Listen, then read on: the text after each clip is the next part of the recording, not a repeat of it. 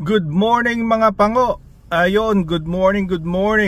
Another day guys. So ito, yung mga mahilig sa motor, mga ano dyan, mga nagtatanong, magkano kaya yung mga ano daw dito, yung mga tawag dito, big bike.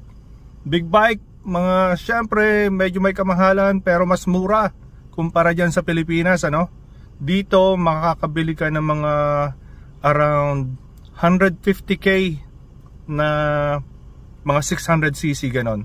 Mahal pa nga yan kasi pag kayo mga pag winter, maraming nagbebenta ng mas murang motor. Kasi nga, hindi naman nila magagamit yun dito pag winter. So, tapos ang gusto ng mga tao dito, laging bago yung motor nila, laging upgraded. So, mga yun, mga 600cc siguro may 100k siguro, may ganon. Pero yung mostly makikita mo mga 150k lang.